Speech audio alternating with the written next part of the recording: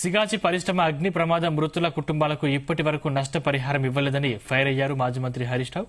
మృతుల కుటుంబాలకు ₹1 కోటి ఇస్తానన్న రేవంత్ రెడ్డి కార్మికులను మోసం చేశాడని ఆరోపించారు. ఇచ్చిన మాట ప్రకారం ₹1 కోటి పరిహారం ఇస్తే ఎమ్మెల్యే పదవికి రాజీనామా చేస్తానని సవాల్ విసిరారు. సంగారెడ్డి జిల్లా పటాన్చెరు నియోజకవర్గంలోని ఇస్తాపూర్ మున్సిపాలిటీ ఎన్నికల ప్రచారంలో భాగంగా మహిళలతో ముఖాముఖి కార్యక్రమంలో పాల్గొన్నారు హరీష్ రావు. మాట ఇచ్చి తప్పిన సీఎం రేవంత్ రెడ్డి మున్సిపల్ ఎన్నికల్లో తగిన గుణపాఠం చెప్పాలని ఓటర్లకు పిలుపునిచ్చారు.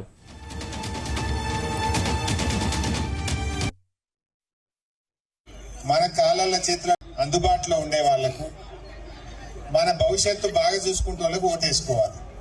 కొందరు మాటలు చెప్పేటోళ్ళు ఉంటారు, కొందరు పనిచేసేటోళ్ళు ఉంటారు. ఇలా మాటలు ఎవరి చేతలు ఎవరి చూసుకోవాలా వద్దా? నువ్వు కేసీఆర్ గారు ఉన్నప్పుడు ₹200 ఉన్న పెన్షన్ 2000 చేస్తా అంటే చేసిండా లేదా? కేసీఆర్ ఉన్నప్పుడు 2000 ఒకటే నెల గెలవంగానే మళ్ళా నెలకెళ్ళి 2000 ఇచ్చిండా లేదా? మరి ఇదే కాంగ్రెస్ ఆయన రేవంత్ రెడ్డి ఏమన్నాడు? చెల్లె 4000 చేస్తా అని బాండ్ పేపర్ మీద రాసిచ్చిండా? సంతకాలు పెట్టిండ్రు, ఒట్లు పెట్టిండ్రు, ప్రామిసరీ నోట్ రాయించిండ్రు. మేము చెప్తే నమ్మకలేరని ఇక సోనియా గాంధీతో చెప్పించిండ్రు, రాహుల్ గాంధీతో చెప్పించిండ్రు. నమ్మటట్లేరని ఇక ఢిల్లీ నుంచి గల్లీ దాకా చెప్పిరు. మరి అయినాయా 4000? అయిందా అమ్మా? నిజంగా 4000 పింఛన్ వస్తే 26 నెలలంటే ఎంత పోయినట్టు? మనకు ₹52,000 ప్రతి అవ్వకు తాతకు పోయినట్టే కదా. 52,000 కాంగ్రెస్ వాళ్ళు లుక్సాన్ చేయలేదా? అదే కేసీఆర్కి వెళ్తే 4,000 అవుతుండే, 52,000కి పడుతుండే. నమ్మినందుకు ఆగమైపోయింది. మీ బిడ్డ పెండ్లైతే కేసీఆర్ ₹1,16 ఇస్తా అంటే ఇచ్చిండా?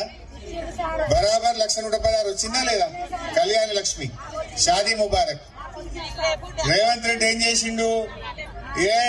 ఇక అంత ఆడోళ్ళంతా కేసీఆర్ దిక్కే ఉన్నారు అనుకుని ఏమన్నాడు? ఇక 1,00,000 కాదు, నేను గెలిస్తే తులం బంగారం కలుపుతాను. కలిపిండా? బంగారం ఇచ్చుడేమో గాని 80,000 తులం పోయి 1,60,000 తులం అయిందట. అంతేనా? డబుల్ ఇచ్చుడు లేదు కానీ ధర మాత్రం డబుల్ అయిపోయింది. మళ్ళొచ్చేది ఎవరు?